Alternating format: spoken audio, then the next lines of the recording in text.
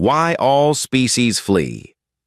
When humans say, "Now I'm seriously getting annoyed."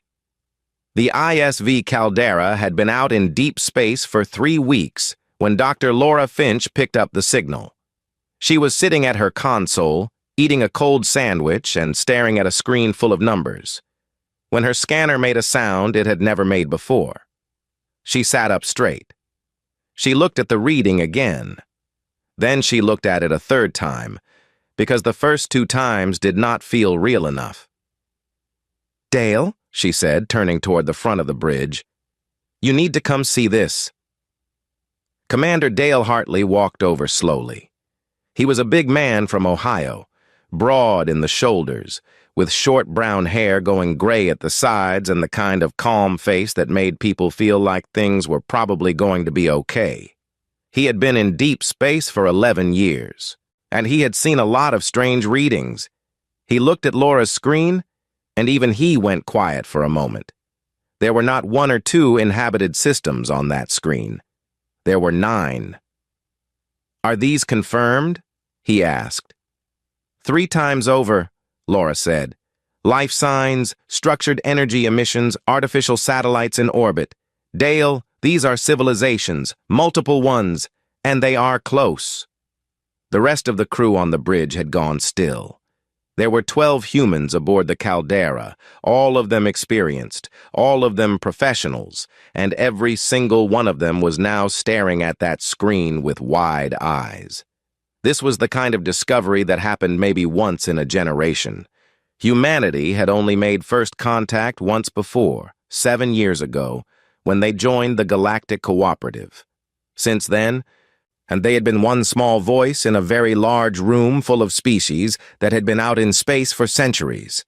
Now Laura had just found 9 more rooms. Dale straightened up. "Send a contact signal on the Cooperative's standard frequency. Let them know we are a survey vessel and we come with no hostile intent." He paused. "And someone make a fresh pot of coffee." The signal went out. The response came back in under 4 minutes, which told Dale that whoever was on the other end had been watching them for a while already. The species that answered called themselves the Vreth. The translation program on the Caldera took a few seconds to process their language, and when it did, the voice that came through the speakers was clipped and sharp, like someone snapping small sticks in half, one after another. And the Vreth representative identified himself as Administrator Chorvex, and he did not say hello. He did not say welcome. The first thing he said was that the ISV Caldera was in restricted space, and that this was a serious violation of galactic law. Dale blinked once. Then he smiled in the easy, patient way he always smiled when something annoying was happening. "Administrator Chorvex," he said. "My name is Commander Dale Hartley of the ISV Caldera, operating under the flag of the Galactic Cooperative. We are a survey vessel on a routine cartographic mission. We had no record of this region being marked as restricted space. I apologize sincerely for any confusion, and I would be very glad to share our navigational data with you so we can sort this out." There was a pause. And then Chorvex informed him that the apology was noted, but that a formal violation had already been logged. A fine had been issued. The amount was significant. Dale kept smiling, though the smile got slightly tighter at the corners. "Of course," he said. "Could you send us the relevant documentation so we can review it properly?" The documentation arrived. It was 40 pages long and written in legal language so dense that even their translation program had trouble with parts of it. Laura read through it quickly and leaned over to Dale. "Half of this references treaties from 300 years ago," she said quietly. "They knew we couldn't have known about this space. The boundary markers are not listed in any cooperative database we have access to." Dale nodded slowly. He kept his voice perfectly pleasant when he replied to Chorvex. "Thank you for the documentation. We will review it fully and respond through the proper channels. Again, we meant no offense, and we are happy to cooperate in any way we can." There was another pause. Then Chorvex issued a second fine. The second fine was for the act of sending a contact signal without prior authorization, which, according to a subclause buried on page 31 of the documentation, required a permit that had to be applied for at least 40 standard days in advance. The crew on the bridge looked at Dale. Dale took a breath through his nose. He let it out slowly. "Understood," he said. "We'll note that for the future." Owen Greer, the ship's pilot, a young man from Georgia with a dry sense of humor, leaned back in his chair and whispered to the navigator beside him, "How many fines do you think we can collect before we make it back to the relay station?" The navigator, a quiet woman named Amy Cole, shook her head and said nothing, because she was watching Dale's face very carefully, the way you watch a pressure gauge when it is climbing toward a number you do not want it to reach. The exchange with Chorvex continued for another 30 minutes. By the end of it, the Vreth had also informed the Caldera that their navigational data, the full record of their journey into this region, was being flagged for confiscation as evidence in the violation case. A data transfer request came through, and Dale authorized it, because refusing would have made things worse. The Caldera's journey, every scan, every log entry, every course correction, all of it was now in Vreth hands. Then, as the channel was about to close, one final notice came through. A Vreth customs officer was being dispatched to conduct a biological contaminant inspection. "Standard procedure," Chorvex said. The officer arrived via a small automated pod 20 minutes later, moved through the Caldera's cargo bay without much interest in anything, and on the way out, picked up a sealed canister sitting on the break room counter. It was the crew's coffee, all 4 kilograms of it. A special blend that Laura had brought from a small shop in Portland and had been rationing carefully for 3 weeks. "That is our food supply," Dale said, still in a perfectly calm voice. "Biological contaminant sample," the officer said through the translator, and the pod left. There was a very long silence on the bridge of the ISV Caldera. Owen looked at his console. Amy looked at hers. Laura looked at the empty counter in the break room doorway and then looked at Dale.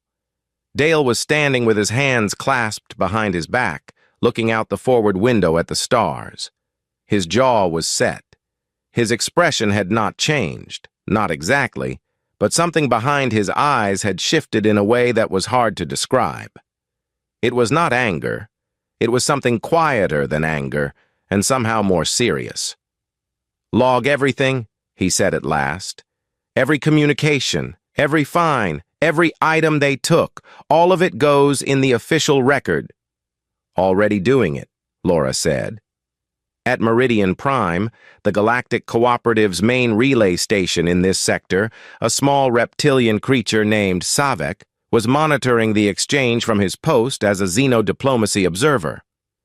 It was his job to watch interspecies contact events and write reports on them. He had been studying humans for 2 years. He thought he understood them reasonably well. He opened his log and wrote, "Human commander was cooperative throughout. Responded to each provocation with restraint and courtesy. Species displaying high tolerance threshold. Note, the humans had their food taken. The commander did not react. This is either very good self-control, or it is the kind of patience that has an end I cannot yet see." He paused. Then he underlined that last sentence 3 times, saved the file, and went to make himself some tea, moving with the slightly faster steps of someone who has just realized they may be watching the beginning of something. Why all species flee? When humans say, "And now I'm seriously getting annoyed."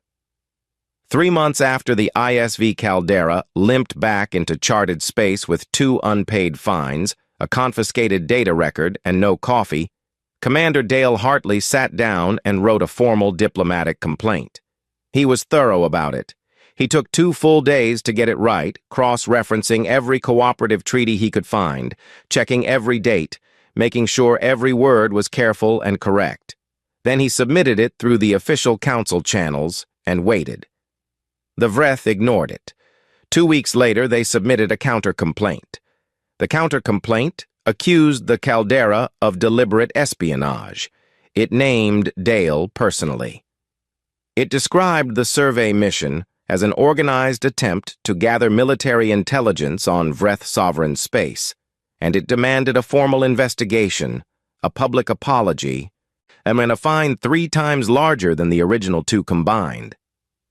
Dale read the counter-complaint at his desk aboard the Caldera, which was now docked at Meridian Prime for resupply. He read it slowly, from beginning to end. Then he set it down, picked up his coffee mug, a personal one he had brought from home, since the Vreth had taken the good stuff, and drank from it quietly for a moment. "They are calling you a spy," said Laura, who was sitting across from him with her own copy of the document. "I noticed that," Dale said. "What are you going to do?" "File another complaint," he said simply. "A better one this time." Laura looked at him for a long moment. He looked back at her with that same steady expression he always wore, the one that told you nothing was broken yet. Everything was still under control, and they were going to handle this the right way. She nodded and went back to her notes. In the following weeks, Dr. Laura Finch did something that changed the situation considerably. She published her research. The survey data from the Caldera's mission, the discovery of 9 inhabited systems, the biological readings, the spectral analysis, the orbital structure data, all of it was assembled into a scientific paper and submitted to the Cooperative's academic network. The Vreth had tried, through back channels, to have the data classified. They had argued that it involved their sovereign region, and that sharing it without their permission was a violation of territorial information law. The council had been reviewing the request, slowly, in the way councils always do things slowly. Laura submitted the paper before the review was complete. It spread across the Cooperative's networks in days. Researchers from 40 species downloaded it. Universities flagged it. News services picked it up. Suddenly, everyone knew that humanity had found 9 inhabited systems that the Vreth had been quietly keeping out of the public record for a very long time. The Vreth filed 3 more complaints in a single week. At Meridian Prime, the council chambers were beginning to fill with attention that had not been there before. Ambassadors who normally spent the long council sessions half asleep in their chairs were now sitting up straighter. A Keth ambassador, a tall, feathery creature with amber eyes and the slow movements of someone who had lived a very long time. Lo pulled a colleague aside in the corridor after one session and spoke to her quietly for a long time. Neither of them looked happy. The Dovari, who moved slowly in body but very quickly in mind, had already begun their own quiet research. Their species was old, older than the Cooperative itself, older than most recorded galactic history. They had files on every species that had ever caused significant change in the balance of power, going back further than most civilizations had written records. They pulled those files and began reviewing them, comparing notes across their council. What they found made the eldest Dovari council member go very still for a very long time. Into all of this walked Carter Flynn. He was 31 years old, from a small town outside Nashville, Tennessee, and he had been sent to Meridian Prime by the Human Diplomatic Corps to handle what his briefing document described as an escalating but manageable territorial dispute. He arrived carrying a thermos of coffee, a canvas bag full of legal pads, and a calm, alert expression that made him look like a graduate student who had just found a very interesting problem to solve. He was not loud. He was not dramatic. He shook hands, or made the equivalent gesture, with everyone he met, learned their names correctly on the first try, and had a quality that several alien observers noted independently in their own reports. He listened. Not the polite, waiting for his turn kind of listening. The actual kind, where you could see him processing what was said and adjusting his thinking accordingly. Savek watched him arrive from the observation gallery above the main diplomatic hall and added a new note to his ongoing log. Human diplomatic replacement has arrived. Young, well-prepared, still smiling. Based on the pattern I have observed in this species, the smiling is a positive sign. It means the threshold has not been reached. I estimate, at the current rate of Vreth provocations, that the threshold is perhaps 6 to 8 incidents away. He paused over his writing tool and then added, I have begun keeping account. Carter's first meeting with the Vreth delegation did not go well, which everyone expected. Chorvex was not present. He had sent a lower-ranking representative, which was itself an insult. A fact Carter acknowledged privately to Laura in a note he passed her during the meeting and which read simply, They sent a junior official, filing that away. The meeting ended with no resolution and 2 new procedural objections from the Vreth side. Carter walked out of the meeting room, stood in the corridor for a moment with his thermos in one hand, looked at the ceiling, and then said to Laura, Okay, let's go through all of it again tonight, everything from the beginning. They worked until very late. Laura had brought files. Carter had his legal pads. By morning, there were pages of notes spread across the table in Carter's temporary office, organized by date, by incident type, by relevant law and treaty clause. Carter had a way of finding the exact right piece of a regulation and holding it up so that it was impossible to argue with. Laura had a way of connecting facts across different data sets until a picture emerged that was clear and damning and very hard to deny. The Vreth, meanwhile, made their next move. They announced that a refueling lane that humanity had been using for 6 years, a corridor through the outer edge of Vreth-adjacent space that allowed human vessels to travel between 2 major cooperative hubs, was being closed. Effective immediately. The reason cited was a subclause in a trade agreement from 60 years ago that, the Vreth claimed, gave them the authority to restrict transit access at any time for reasons of territorial security. Human ships were diverted. Journeys that took 3 days now took 11. Supplies slowed down. The human shipping companies filed their own complaints. The Cooperative Council received 14 new formal objections in a single morning. Carter read the subclause. He read the entire 60-year-old agreement. Then he read the agreement that had been signed when humanity joined the cooperative, and then 2 more agreements that predated humanity's membership entirely. He circled something on page 47 of his notes and said to Laura, They made a mistake. She looked up from her own stack of papers. What kind of mistake? The kind where you use a rule to hurt someone and you don't realize the rule says the opposite of what you think it says. He turned the pad toward her and pointed. She read it. Her eyes went slightly wide. They are in violation of their own legal argument, she said. By about 30 standard years, Carter confirmed. He picked up his thermos.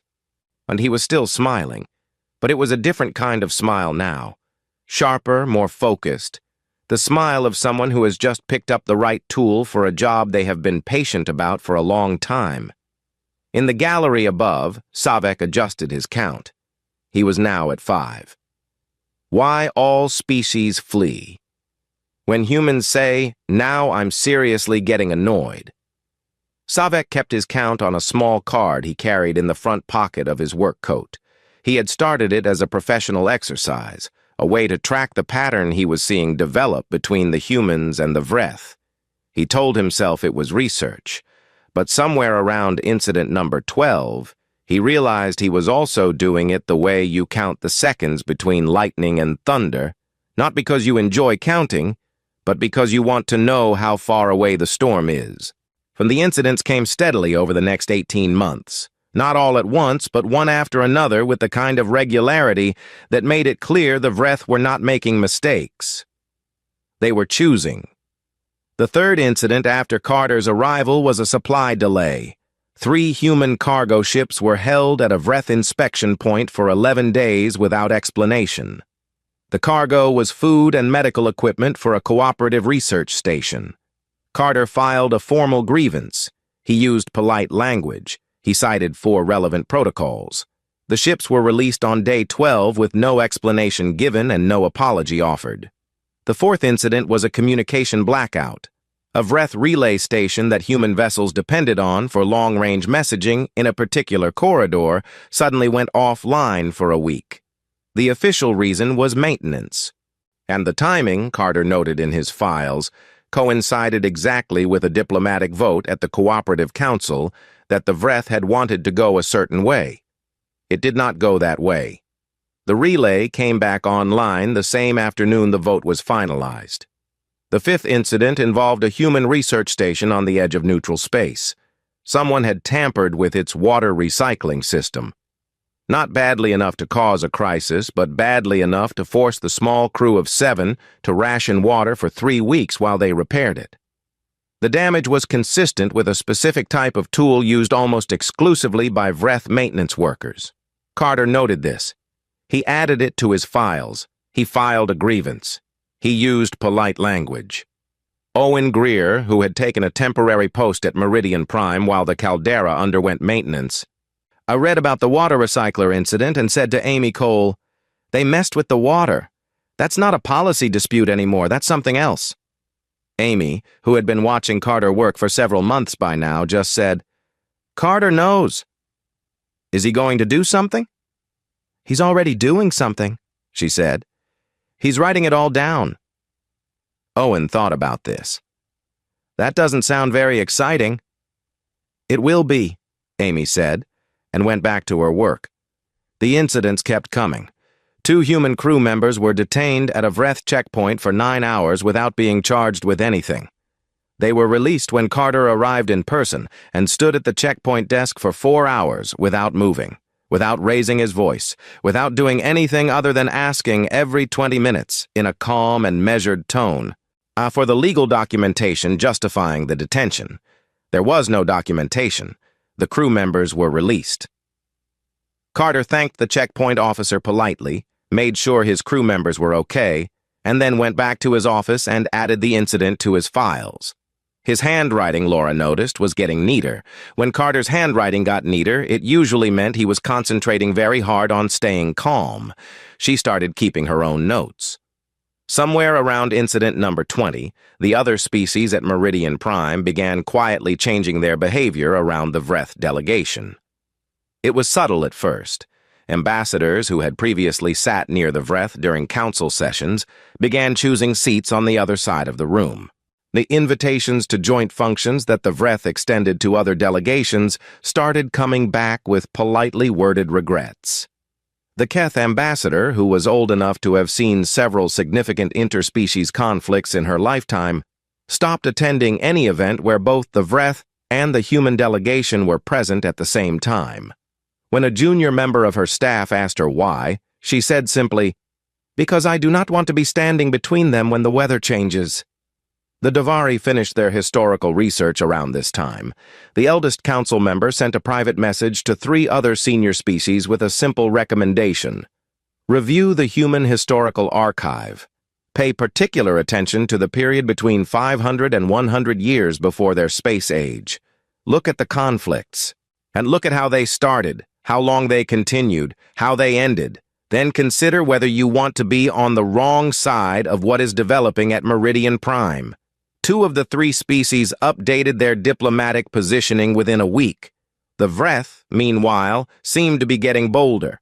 On Incident 31, a Vreth official referred to the human crew members at Meridian Prime as soft-skinned cattle during a closed-door session that the Vreth believed was fully private.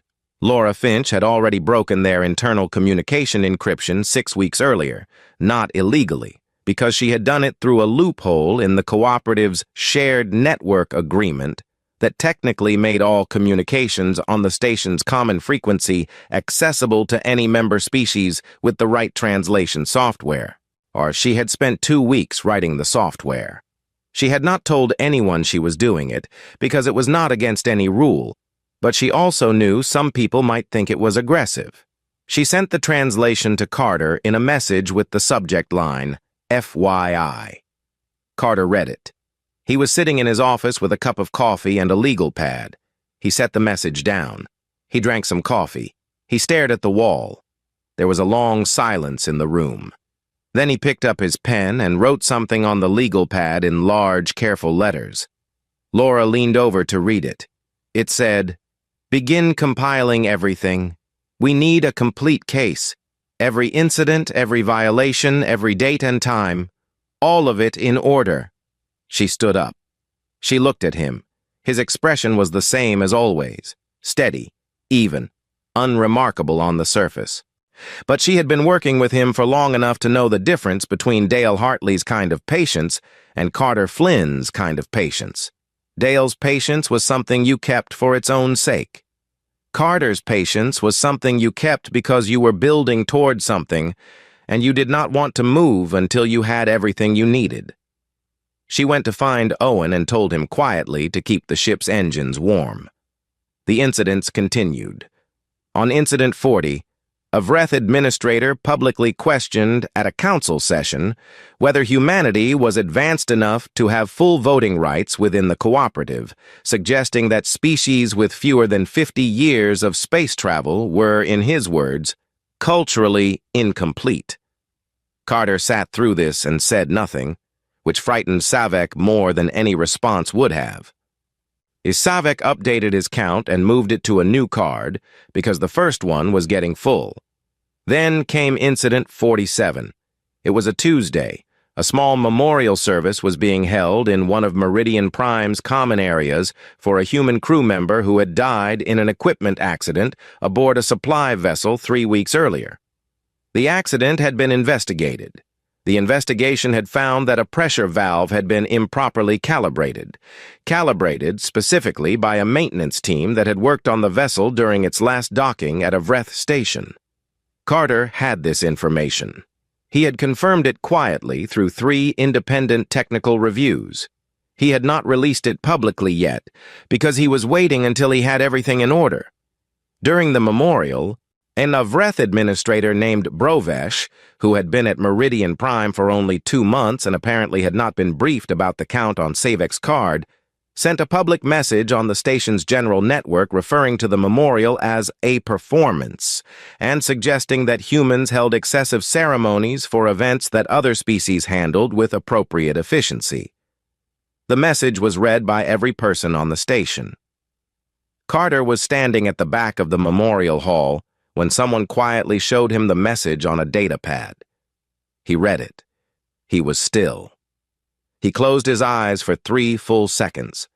The room around him was very quiet. When he opened his eyes, Laura was already standing at the door with her files under her arm.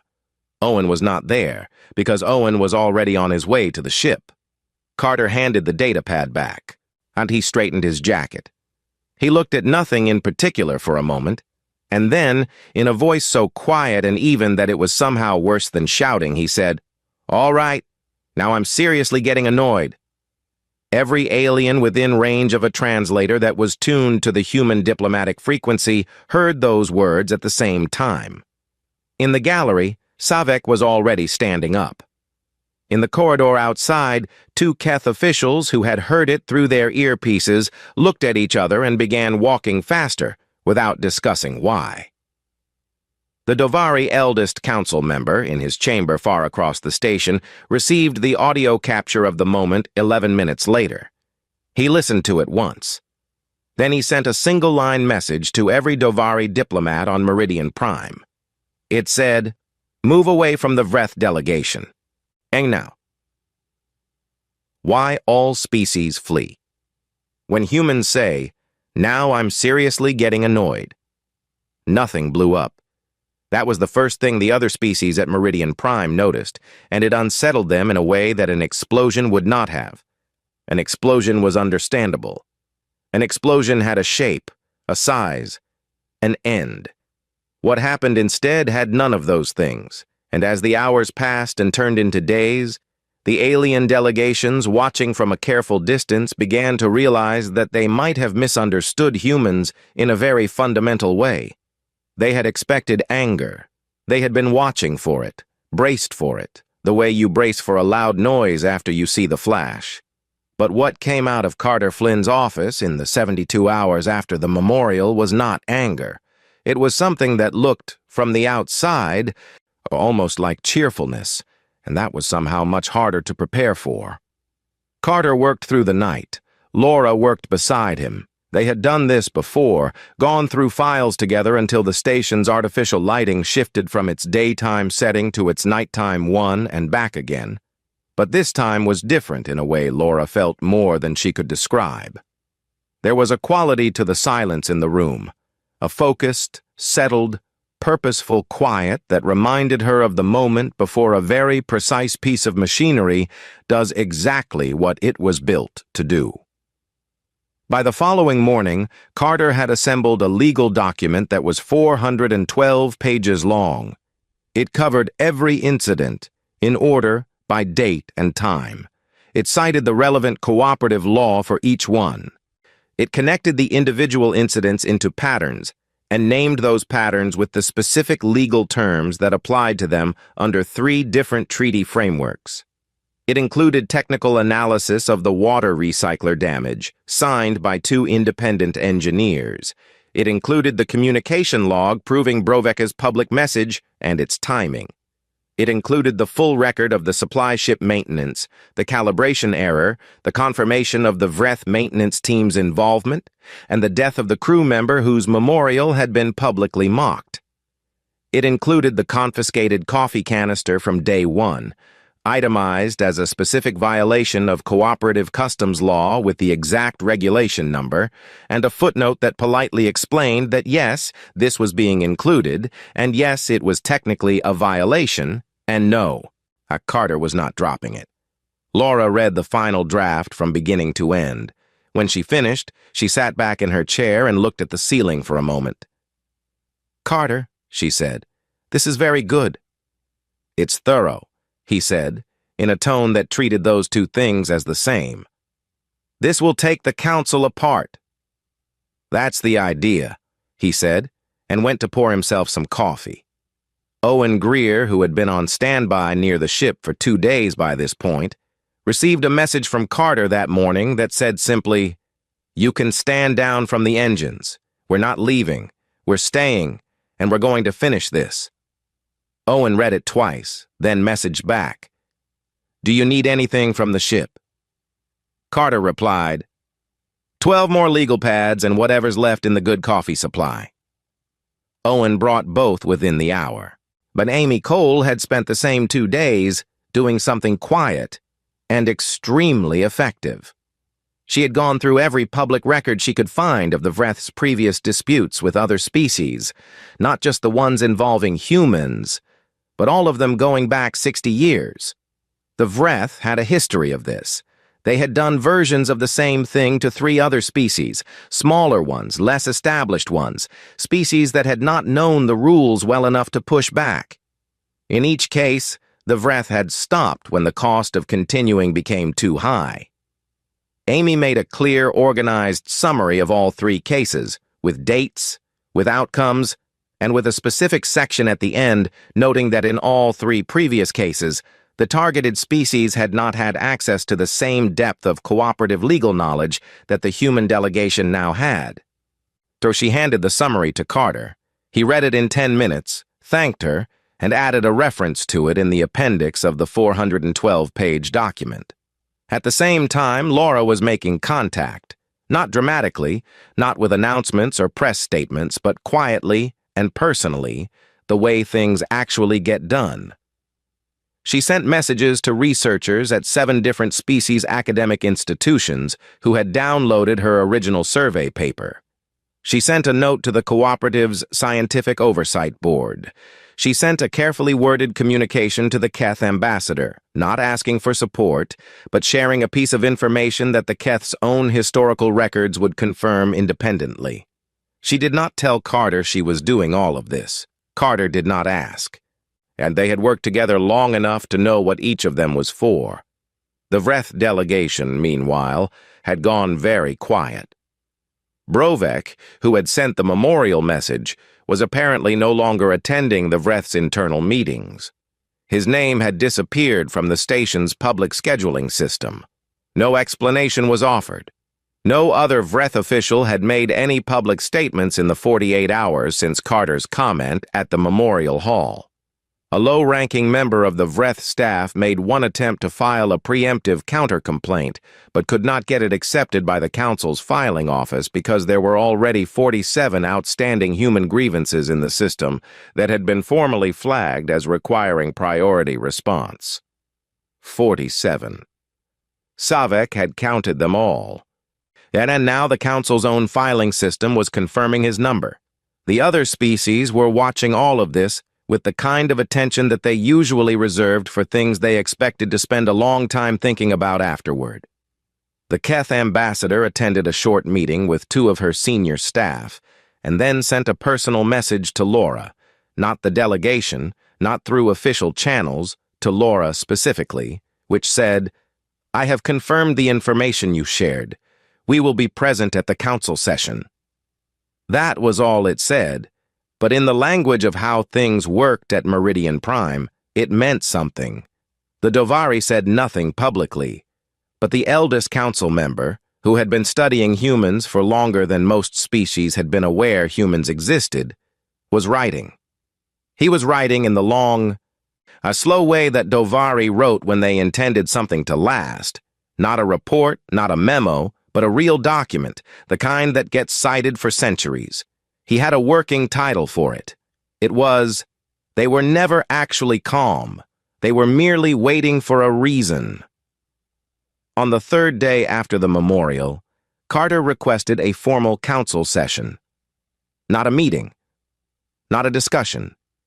A full recorded official council session with every member delegation present and every word logged into the permanent record. The request was granted within an hour, which was fast for the council, and which told Carter that the other species had already decided where they stood. He spent the evening before the session reviewing his notes one more time. Laura sat across from him, doing the same. Owen had brought sandwiches, on which they ate without taking their eyes off their papers. At some point late in the evening, Amy said, "Do you think the Vreth know what's coming?" And Carter said, "They know something's coming. They just don't know how much." He turned a page. Nobody ever expects a complete record. Savek, in his small office on the far side of the station, finished his own document that night. It was not 400 pages. It was 8. But it said in 8 careful pages everything he had observed over 18 months of watching humans absorb provocation after provocation without breaking, and what it looked like when they finally decided to stop absorbing and start responding. He titled it simply, "A Note on Patience." He would submit it to his academic journal the following week.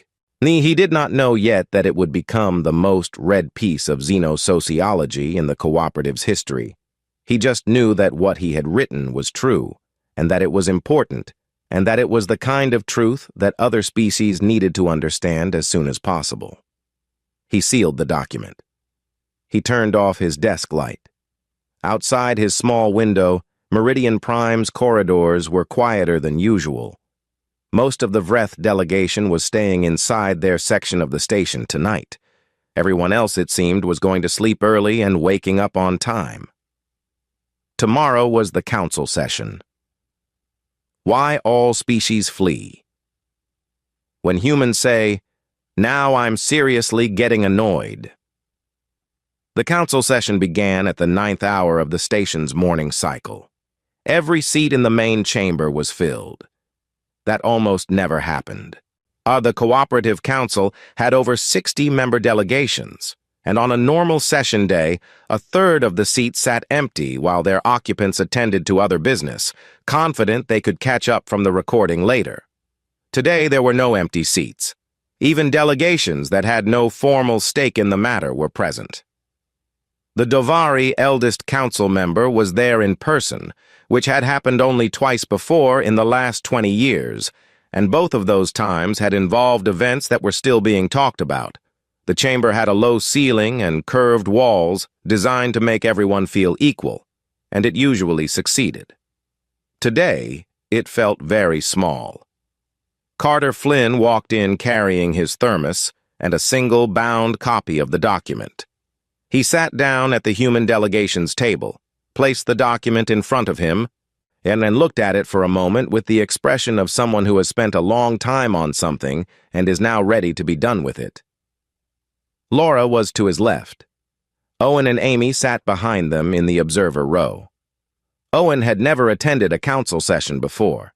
He had worn his best jacket. The Vreth delegation was already seated at their table across the chamber. There were 4 of them. They did not look at the human delegation directly. The session moderator, a cooperative official from a neutral species, short and gray-feathered, who had moderated hundreds of sessions and prided himself on his composure, called the meeting to order and acknowledged that the human delegation had formally requested the floor. Carter stood up. He thanked the moderator. He thanked the council for their time. And he said that he was going to present a complete account of events over the past 18 months and that he would welcome questions at the end. Then he opened the document to page 1 and began. He did not raise his voice once. He did not use dramatic language or strong words or any of the rhetorical tools that other species often deployed in council sessions to emphasize their arguments.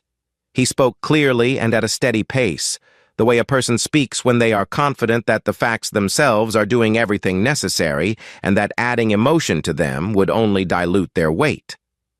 He went through the incidents in order. He cited the law for each one. He named the violations specifically, using the correct legal terminology so that there was no room for interpretation or dispute. He paused briefly after the section on the water recycler to make sure the technical analysis had been distributed to all delegations on their data pads. He paused again after the section on the supply ship maintenance and the crew member's death, not for dramatic effect, but because it was a serious thing and it deserved a moment of serious silence. The Vreth delegation attempted 3 interruptions during the first hour. The moderator acknowledged each one, noted them for the record, and asked Carter to continue.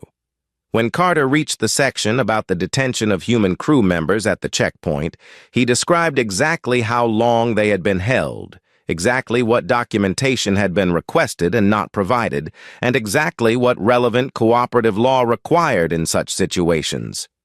A small murmur ran through the chamber, and several delegations were now leaning forward. When he reached the section about the refueling lane closure, he described the 60-year-old subclause the Vreth had cited, and then he described, in calm and specific terms, why that subclause did not actually give them the authority they had claimed, why the interpretation they had used contradicted a more recent treaty that superseded it, and how the lane closure had therefore been unlawful from the moment it was announced. He referenced the page numbers of both documents. He suggested that any delegation that wanted to verify this could do so during the break. 6 delegations visibly marked something on their data pads at the same time. When he reached the section about the public communications describing human crew members as soft-skinned cattle, he simply read the statement into the record, cited the relevant cooperative protocol on dignitary conduct, and moved on without comment. He did not need to add anything. The chamber added its own reaction in the form of a silence that lasted slightly longer than normal silences do. He saved the last section for last. He described the death of the crew member, the investigation, the confirmed involvement of the Vreth maintenance team's calibration error. He described the memorial service held for that crew member. He described the public message sent by Administrator Brovek during that service. He read the message into the record. He noted the timestamp. And he noted that the message had been sent from a station-registered Vreth diplomatic device and was therefore an official act under cooperative protocol. Then he closed the document. He looked up at the council. He said, in the same even tone he had used for the entire 2 hours, "Humanity is requesting full accountability, formal reparations as defined under Article 31 of the Cooperative Members' Charter, a public acknowledgement of the violations outlined in this record, and a restructured review of the treaty clauses that were misapplied in the refueling lane closure." He paused. We are also requesting that the navigational data confiscated from the ISV Caldera 18 months ago be returned in full. He sat down. He picked up his thermos. Then, because he was Carter Flynn and he had been keeping this in the file for 18 months, he said, without standing back up, in a tone so perfectly mild it was almost funny. There is also the matter of 4 kilograms of specialty coffee, confiscated as a biological contaminant sample during the initial inspection of the ISV Caldera. We are requesting its return or equivalent compensation. It was a very good blend. For one extraordinary moment, the tension in the chamber cracked, and a sound moved through it that several species translators could not quite classify. It was not laughter, and it was not relief, and it was not surprise, but it was something in the neighborhood of all three. Even the moderator's gray-feathered face shifted slightly. The Vreth delegation said nothing. The council deliberated for 6 days. So on the 7th day, the Vreth formally accepted every point. They provided the formal acknowledgement. They agreed to the reparation structure.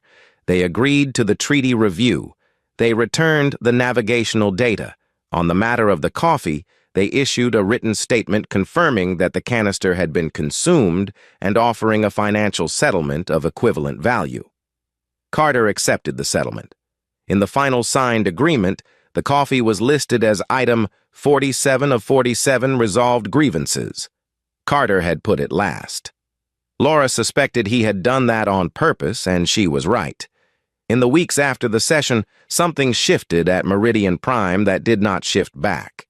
The Keth ambassador updated her delegation's threat assessment files on humanity. The previous entry had described humans as curious. They're relatively young and manageable with careful diplomacy. The new entry was longer and had a different classification marker, one that translated roughly as "do not test, do not provoke, do not mistake courtesy for the absence of capability." Amy Cole heard about the update through a contact in the Keth staff and told Owen, who said, "Good, maybe people will stop taking our coffee." Laura, who overheard this, laughed for the first time in about 3 weeks, and it felt very good. Savek published his paper. He had titled it, "On the Patience of Humans and the Things That End It," and he had submitted it expecting perhaps a few hundred downloads from researchers in his field. Instead, it spread across the cooperative's academic network within 2 weeks, then beyond it. I picked up by diplomatic training programs and historical archives and strategic studies departments on 17 different worlds. His message counter stopped being useful as a metric. He eventually had to have it turned off. The conclusion of the paper was the part that got quoted the most. It said, "Humans do not respond to provocation the way other species do. They absorb it. They document it. They remain courteous long past the point where any other species would have acted. But there is a threshold, and when you reach it, you will not be warned, because the warning is the patience running out. At that point, every species with any sense will step aside, because what follows is not anger. It is focus. And focus in humans is the most dangerous thing in the known galaxy." Dale Hartley read the paper on a rainy Thursday morning back in Ohio, where he was on a 6-month leave before his next assignment. He was sitting at his kitchen table with a mug of very good coffee, not a replicated station blend, real coffee, from a shop he liked 2 streets over. He read the whole paper slowly. When he finished, he sat for a while thinking about that first encounter with the Vreth, about Chorvex and the fines and the automated pod that had taken their supplies, about the look on Laura's face when the canister was carried away. He wrote a short message to Carter. It said, "Read Savek's paper. Good piece. Next time we pack extra coffee." Carter replied 40 minutes later. It said, "Already ordered 12 cases, shipping on the Caldera next week. I also bought 3 extra canisters for the break room here in case anyone gets ideas." Dale smiled. He drank his coffee. Outside the window it was raining steadily, and the neighborhood was quiet, and everything was exactly fine. On a Vreth administrative station in the outer region of their space, an official who had once approved the confiscation of a human ship's food supplies was quietly reviewing a list of available postings as far from human territory as it was possible to be assigned. He had submitted his request 9 days ago. He checked his message system again, hoping for an answer. The answer, when it finally came, was no. There were no available postings in that direction. Every station that far out was already full. He closed his message system. He sat very still for a while. And then he pulled up his work files and went back to his reports, moving with the quiet and careful manner of someone who has decided from this point forward to be very, very thorough about following every rule he could find. It seemed, all things considered, like the safest approach.